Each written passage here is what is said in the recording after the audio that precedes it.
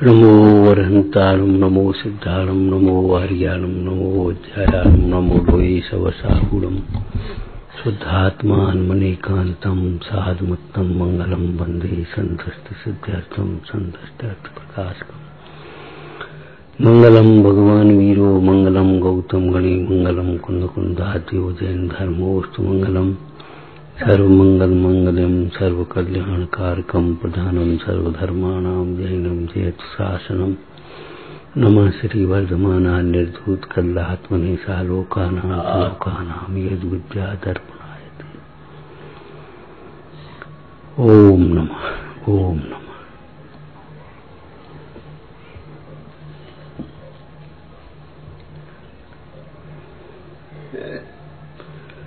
सुखी होने के लिए किसी अन्य की जरूरत नहीं है।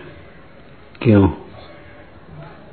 सुख जीव का स्वभाव है और स्वभाव पर से निरपेक्ष होता है। सचमुच इतने में मोक्ष मार्ग अंतर्गत है। ऐसी प्रतीति का नाम सम्यक दर्शन है, ऐसे अनुभवन का नाम सम्यक ज्ञान है। और ऐसा समझने पर, ऐसी प्रतीति होने पर जो पर द्रव्यों के प्रति उदासीन भाव आ जाए, विरक्तता आ जाए, उनकी चाह मिट जाए, ये सम्यक चाह है।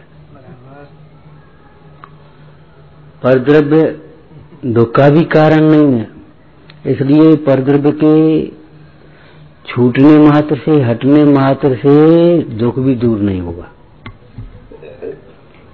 सुख का कारण तो है ही नहीं, पर द्रव्य दुख का भी कारण नहीं। पर द्रव्य को अपना मानना, पर द्रव्य से अपनी शोभा मानना, पर द्रव्य में सुख मानना, पर द्रव्य को दुख का कारण मानना, पर द्रव्य में इष्ट अनिष्ट की कल्पना होना, यह है दुख का कारण। और पर द्रव्य को स्वद्रव्य के आश्रय से पर द्रव्य मात्र जानना, ये बस सुख का कारण। पड़ोसी है, बस अपने में रहो, पड़ोसी को पड़ोसी समझते रहो, बस काम खत्म। कोई लड़ाई झगड़ा कभी नहीं होना है। और जहां पड़ोसी के प्रति ज्यादा घुसपैठ हुई, बस वहीं भी संवाद खड़ा होता है। उससे बने बंधन कथा जो विरोधनी एकत्व में, अपने को भूलकर पर द्रव्य को अपना माना, बस यही दुख का कारण हो गया। और एक पदार्थ को ही अपना नहीं मानता, जो जो पर्याय तन में मिलती हैं उन सारी पर्यायों में अपनत्व होता है। ये समझो तो जो अपने को आत्मा नहीं जानता, वह अपने को न जाने क्या क्या जानता है। और इसको एक शब्द में कहे, मैं कुछ हूं। धन हो गया तो मैं धनी हूं, धन नहीं है तो मैं निर्धन हूं, क्षयोपशम बढ़ गया तो मैं बड़ा पंडित हूं, क्षयोपशम नहीं है तो भैया क्या करें, हम तो मूर्ख आदमी, हम तो अज्ञानी हैं। जरा दो चार धर्म की क्रियाएं करी तो हम त्यागी हैं, धर्मात्मा हैं। और दो चार क्रियाएं नहीं बन पाई, भैया हम कुछ कर नहीं पाते, हम तो वैसे ही हैं, हम तो सामान्यग्रस्त हैं, हम तो ऐसे पापी हैं। ये जो विपरीत मान्यताएं हैं, यही दुख का कारण है। दुख का कारण इन्हीं को भाव कर्म कहते हैं। और इन भाव कर्मों से ही द्रव्य कर्म का बंध होता है। और द्रव्य कर्म से ही नो कर्म, शरीर और संयोग मिलती है। जैसी गति मति तैसी गति, गति माने अवस्था विशेष। जैसी मति वैसी गति, जैसी बुद्धि चलती है, बुद्धि उसी के अनुसार आगे का सारा खेल चलता है। इसलिए परिस्थिति बदलने के लिए मनस्थिति बदल लेना चाहिए। गांधी जी भी एक बात कहते थे, ये तो जैन शासन की बातें तो अलौकिक हैं, कि देखो भाई, शरीर के इलाज में भी अकेले शरीर का इलाज करें तो स्वस्थ नहीं होगा। मन का इलाज पहले चाहिए। मन के इलाज के बिना शरीर का इलाज भी अधूरा है। मन का इलाज के इन जिनवाणी के अभ्यास से होता है। मन का इलाज माने जिनवाणी के अभ्यास से मन का इलाज होता है, मन स्वस्थ होता है। आया बाल बोध में तुम्हारी माया है। आत्मा परमात्मा के चिंतन से मन स्वच्छ होता है, मन स्वच्छ होता है, मन स्वस्थ होता है, मन प्रसन्न होता है। और आत्मा परमात्मा के चिंतन के बिना जो विपरीत चिंतन चलता है उससे मन मलिन रहता है। परिग्रह शक्त का चित्त निरंतर चंचल रहता है, विषयासक्त का चित्त निरंतर मलिन रहता है और तत्वासक्त का चित्त निरंतर निर्मल रहता है।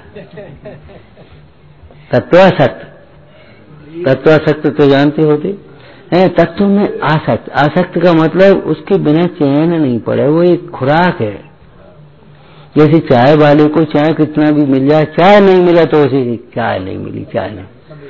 ऐसे ही बाहर में चाय कितना ही हो, पूजा करी, पाठ करी, दर्शन किया, वंदना करी, दान पुण्य किया, लेकिन तत्वाभ्यास के बिना, भेद ज्ञान के बिना ज्ञानी को चैन नहीं। भेद ज्ञान रहना चाहिए। परमाणु मात्र मेरा नहीं और मेरा हो भी नहीं सकता, ये वस्तु स्थिति है। फिर दुख आएगा, मेरा नहीं है फिर भी मेरा मानता है, ये मान्यता दुख का कारण है। परमाणु मात्र मेरा नहीं।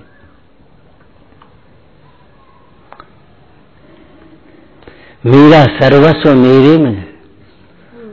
नहीं तो आप बताइए, मिश्री का कोई भी ऐसा धर्म हो, मिश्री का मिठास डब्बे में मानोगे? नहीं। मिश्री का मिठास मिश्री में, मिश्री की सफेदी मिश्री में, मिश्री की चिकनाई मिश्री में, मिश्री की शीतलता मिश्री में। ऐसा एक भी गुण धर्म बताओ जो मिश्री का मिश्री से बाहर हो। जब मिश्री का कोई गुण धर्म मिश्री से बाहर नहीं हो सकता तो हमारा गुण धर्म हमारे से बाहर कैसे होगा? हमारा ज्ञान हमारे में। सवेरे की थी चर्चा, शास्त्रों से पढ़ करके आत्मा जानते रहो, आत्मज्ञान नहीं होगा, सम्यक ज्ञान नहीं होगा। जब तक ज्ञान अंतर्मुख नहीं होगा, ज्ञान से ज्ञान का अनुभवन होना, ये सम्यक ज्ञान का उपाय है। शास्त्रों से पढ़ना, सुनना, विचारना, निर्णय करना, इससे कसाएं मंद होती हैं, बुद्धि निर्मल होती है, ठीक है, लेकिन सम्यक ज्ञान तो नहीं होगा। तार इतनी दूर है तो नहीं जलेगा बल्ब, और इतनी दूर है तो नहीं जलेगा, इतनी दूर भी होगा तो नहीं जलेगा, मिल जाना चाहिए। ऐसे हम अपने से जितनी दूर रहेंगे उतने ही दुखी रहेंगे, और जितना समीप आते जाएंगे उतनी ठंडी हवा लगती जाएगी, माने दुख घटता जाएगा, सुख नहीं होगा।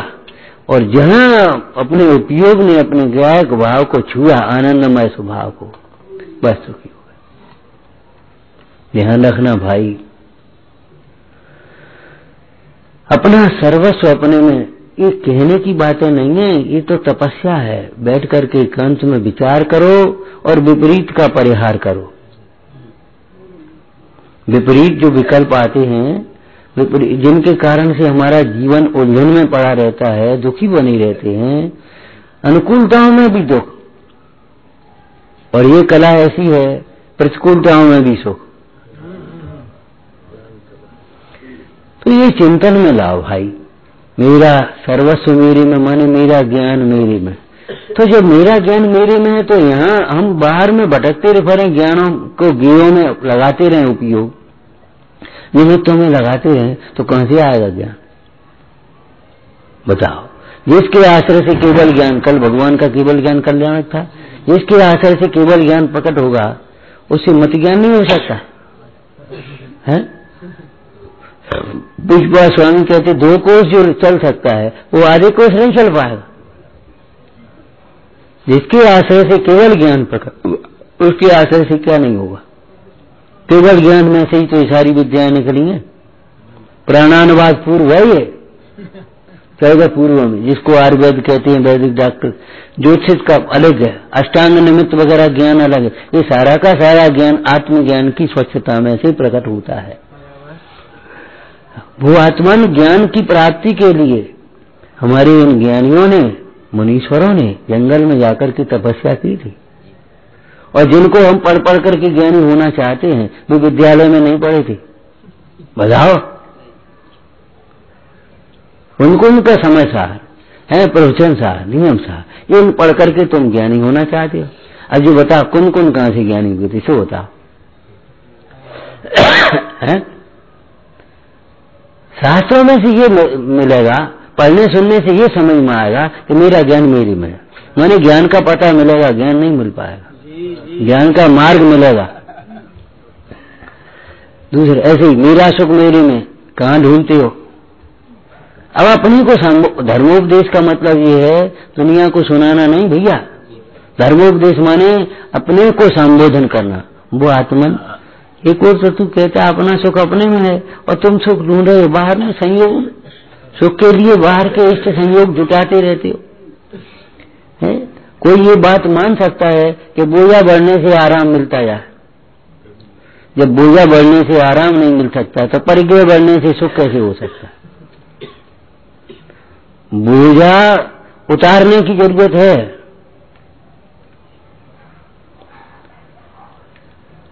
जब कर्तव्य तो दुख का कारण है तो थोड़ा करने का विकल्प थोड़ा दुख का कारण, अधिक करने का विकल्प, चाहे वो प्रशस्त हो चाहे अप्रशस्त हो, विचार करना। जब कर्तव्य तो दुख का कारण है तो कर्तव्य का बोझा उतार कर ज्ञाता दृष्टा रहे, वही तो सुख का कारण होगा। दूसरा कौन सा सुख का कारण? वो आत्मन सुखी होने के लिए इन सब की जरूरत नहीं है जिसकी ओर हम दौड़ रहे हैं, सोच रहे हैं, विचार रहे हैं। पंडित जी की भाषा बोलो, टोटरमल की, तुम जो उपाय करते हो वो झूठे हो। तुम जो सोच रहे हो इन उपायों से भाई इस जीवन में तो क्या अनंत भवों में सुखी नहीं हो सकते। सुख का मार्ग अलग है और सुख की प्राप्ति में त्याग निमित्त है, संग्रह निमित्त नहीं है। ये भी तरह की प्रतिमा का दर्शन करो तो यही सोचना, यही विचारना, तोड़ तोड़ करके बनी है, जोड़ जोड़ करके ये प्रतिमा नहीं बनी है। ये जोड़ने का मार्ग नहीं है, छोड़ने का मार्ग है। लेकिन जोड़ना और छोड़ना एक साथ होता है, ध्यान रखना। क्या अपने में अपना उपयोग जोड़ा तो बाहर का छोड़ा। बाहर का ममत्व छोड़ा तो अपने में ममत्व आया, अपने में ममत्व आया तो बाहर का ममत्व छूटा। विचारना भैया, अपना सुख अपने में है, अपना सुख अपने में जानना वह ज्ञान है, अपना सुख अपने में मानना वह सम्यक्त्व है, और अपना सुख अपने में जान करके मान करके अपने में लीन होना वो सम्यक चारित्र। पर से सुख मानना मिथ्या ज्ञान है, मिथ्या दर्शन है, और पर में भ्रमना वो मिथ्या चारित्र है। ऐसे ही अपनी प्रभुता अपने में है, बाहर में प्रभुता इस संयोगों से प्रभुता नहीं है। हरी साहब बहुत बड़ा आदमी है, इतनी बड़ी फैक्ट्री है, इतना बड़ा फलाना है, इतना बड़ा ये है, वो इतनी गाड़ियां है, इतना फला। अरे ये प्रभुता नहीं है, ये कलंक है। पर के आश्रय से प्रभुता का मार्ग होता है, अपने आश्रय से प्रभुता होती है। अपनी प्रभुता अपने में है, अपना वैभव अपने में है, अपना अस्तित्व अपने में है, अपना परिणमन अपने में है, अपना सम्यक दर्शन अपने में है, अपना सम्यक ज्ञान अपने में है, अपना सम्यक चार, अपनी क्षमता अपने में है। सही बात है। अपने को आप रूप अनुभवते हुए मनीश्वर घोर उपसर्गों में भी क्षमता रख लेते हैं, और अपन अनुकूलताओं में भी जरा अनुकूलता कम हुई, क्यों ऐसा क्यों किया तुमने? जब से कसाय उत्पन्न होती, कहीं क्रोध होगा, कहीं मान होगा, कहीं मायाचारी होगी, कहीं लोभ होगा। सब इकट्ठे नहीं व्यक्त होते, लेकिन सत्ता में इकट्ठे कहीं ना कोई कसाय उत्पन्न होती है। सभी कहा तो भैया है, क्रोध आना वही कसाय नहीं है, राग होना ये भी कसाय है।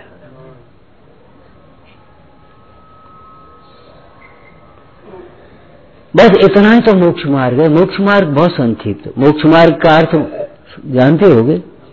बताओ, कहां से कहां तक का ये मार्ग है? अपने से अपने तक। और लोक में भी आप जानते हैं, कोई भी यात्रा अपने घर से शुरू होती है और अपने घर तक पूरी होती है। वे धन्य हैं जिनकी शिखर जी की यात्रा शिखर जी में ही पूरी हो जाए। हाँ, दीक्षा लेकर के नेमीश्वर गए और बस वहीं गिरनार पर रह गए। वे पार्श प्रभु चंद्र प्रभु वहीं विराज गए, फिर लौट के नहीं आए इधर। लौकिक में यात्रा घर से प्रारंभ होती है और कब पर पूरी होती है? घर पर आने से।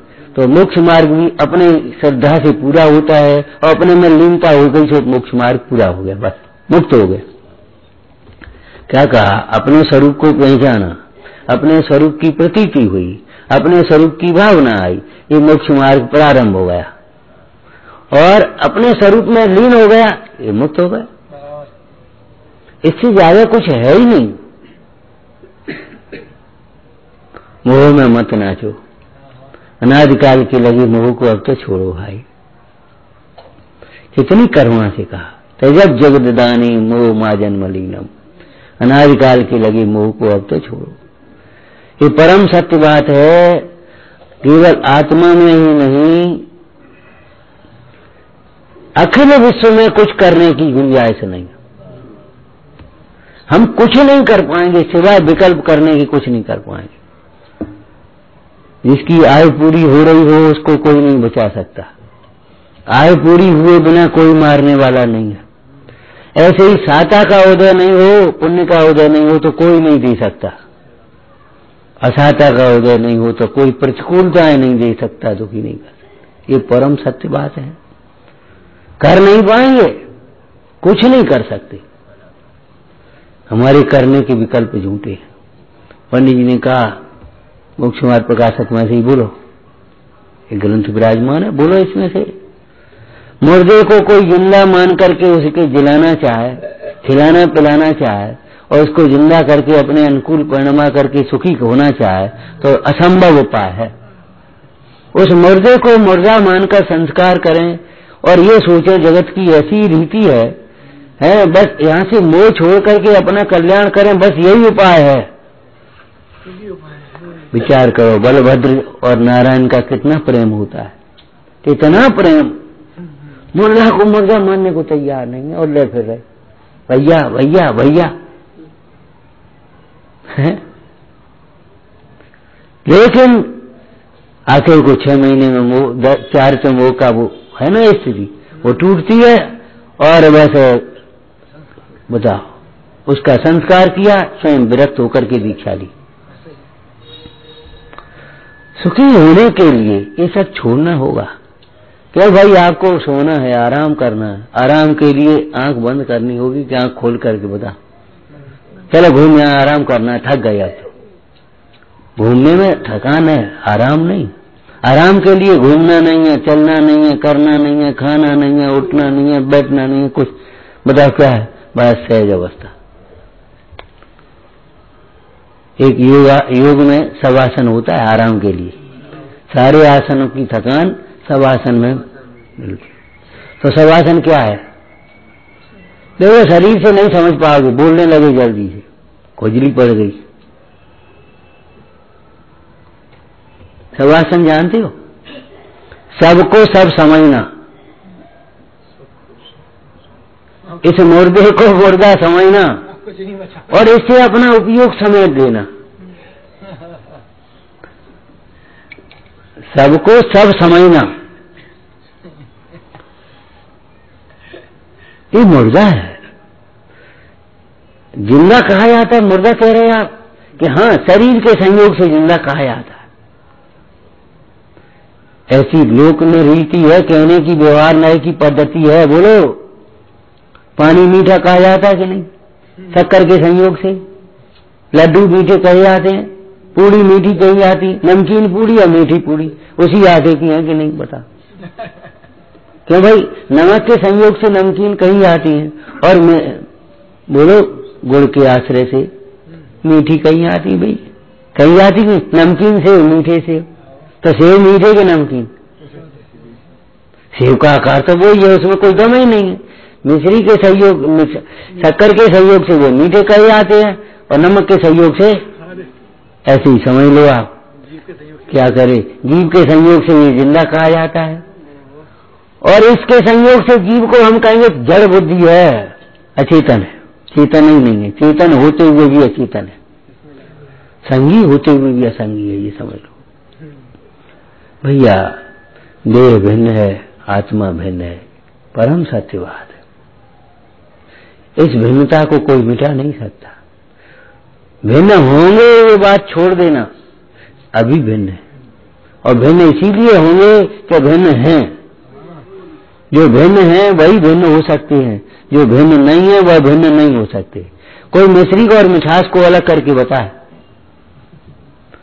मिश्री और मिठास को अलग करके बताए, सोने और पीलापन को अलग करके बताए। तपाने पर भी किच काल में अलग होगी, पीलापन तो अलग नहीं होगा, चिकनापन, भारीपन, स्वर्ण का स्वर्णपना तो अलग नहीं होगा, मिश्री का मिश्रीपना तो अलग नहीं होगा। खूब पका अग्नि बढ़िया बूरा बन जाएगा, सबरी मट्टी निकल जाएगी अलग, लेकिन मिठास कहाँ जाएगा? मिठास नहीं अलग हो सकता। जो अलग है वही अलग होता है। अब इधर से कहो, जो अलग होता है वह पहले से ही अलग है, और जो अलग है उसे पहले से ही अलग जान लेते हैं, उन्हें दुख नहीं होता। और जो अलग है उसे अलग नहीं जानते हैं, वे ही दुखी होते हैं। ये न्याय हो गया।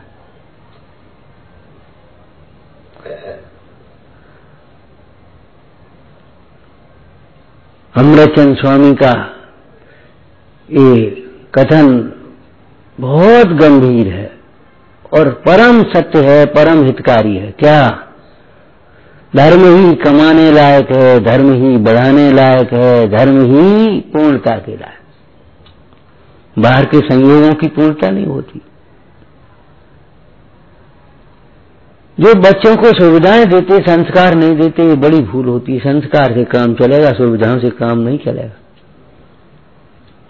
किसी का सहयोग करना है, धर्म मार्ग में लगाओ, तो धर्म मार्ग में लगने पर सहयोग की जरूरत ही नहीं होगी, वो स्वयं संपन्न हो जाएगा। और धर्म मार्ग में लगे बिना तुम सहयोग करो, नहीं कर पाओगे। जैसे लौकिक में बहुत स्थूल दृष्टांत देते ना, शराबी को तुम 2000 दे दो, 5000 दे दो, 50,000 दे दो, खत्म।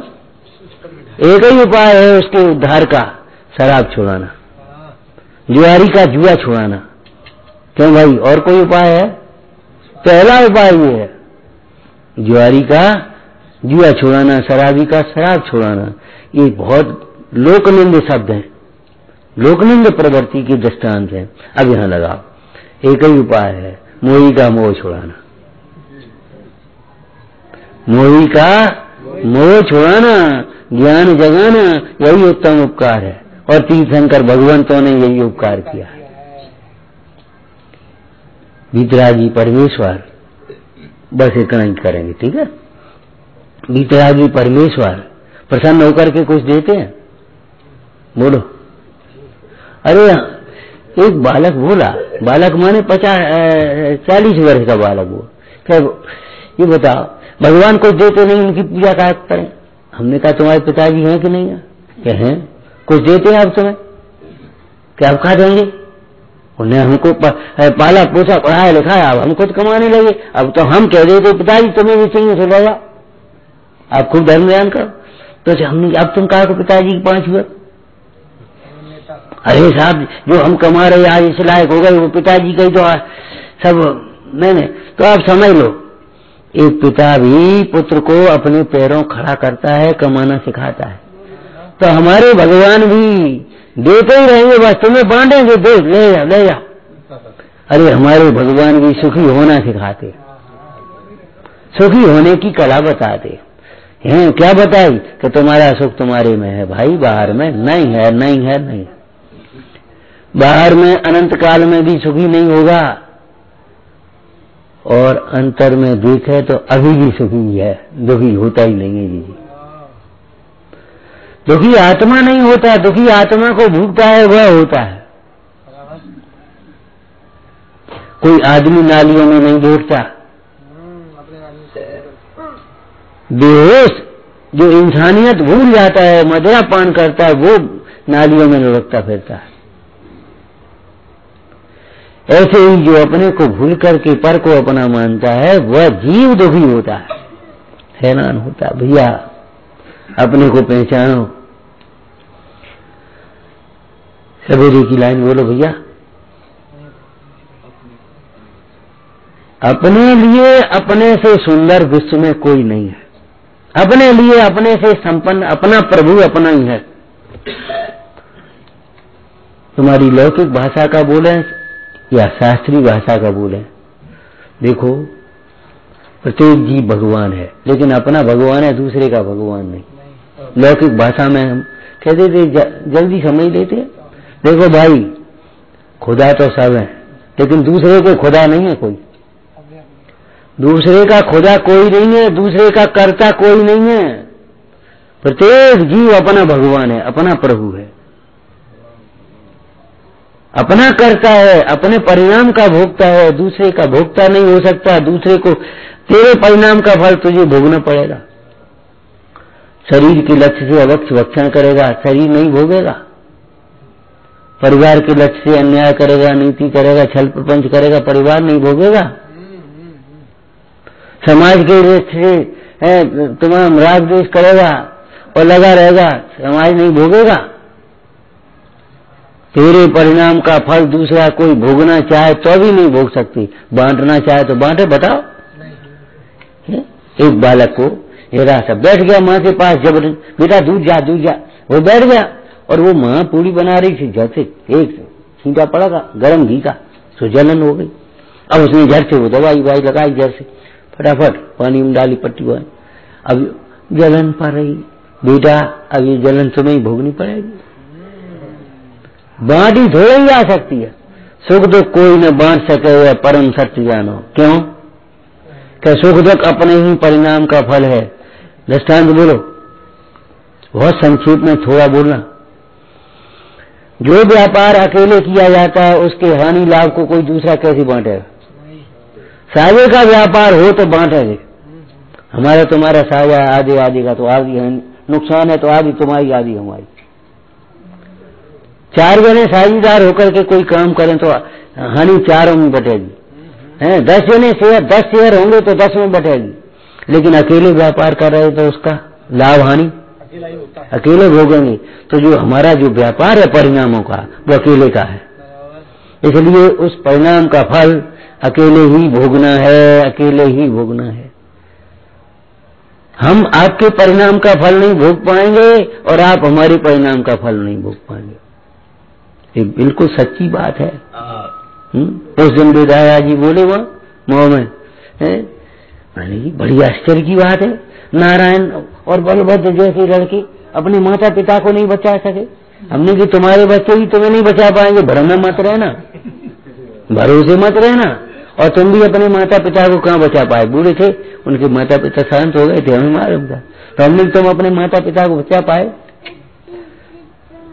तुम्हें भी नहीं बचा पाएंगे, उनके भरोसे मत रहना, अपना अभ्यास कर लेना। भाई देह छूटने से पहले देह दृष्टि छूट जाना चाहिए। संयोग छूटने से पहले संयोग दृष्टि छूट जाना चाहिए। जिस उदय के संयोग हैं वो उदय के साथ है छूटेंगे।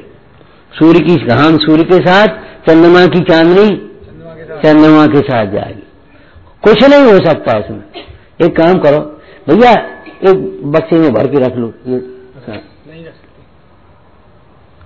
सर्दियों में है ठंडी हवा, एक बक्से में भर के रख लो, गर्मी में काम आएगी। नहीं कर पाओगे, कुछ नहीं कर पाओगे। चंद्रमा की चांदनी चंद्रमा के साथ और सूर्य की धूप सूर्य के साथ। पुण्य की आप संपदाएं पुण्य के साथ जाएंगी, पाप की आपदाएं पाप के साथ जाएंगी और अपनी संपदा अपने साथ रहेगी।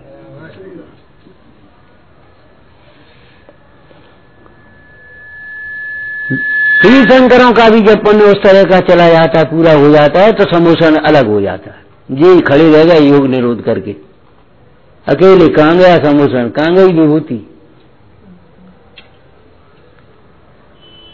ये तो सब संसार का स्वरूप ही है। इसको देख करके कोई आश्चर्य मत करना, इसको देख करके वैरागी होना। अगर संसार का ये स्वरूप नहीं होता तो विरक्त कैसे होते? अगर 30-40 वर्ष पहले के लोग आते, भैया यहाँ तो कछु नहीं, तो यहाँ तो ऐसा हो गया, और जहाँ कुछ नहीं था वहां जंगल में मंगल हो गए, और बड़े बड़े गांव खंडर हो गए, कॉलोनियों में मंदिर बन गए, गांव के मंदिर बिखर गए, चले गए। विचार करो भाई, ये तो सब ऐसे ही चलता रहेगा। अपना परिणाम संभालने का उपाय करना, परिणाम बिगड़ने का भय रखना, अपने लिए जीवन जीने की कला सीखना। पराश्रय से सुख नहीं होता, स्वाश्रय से दुख नहीं होता।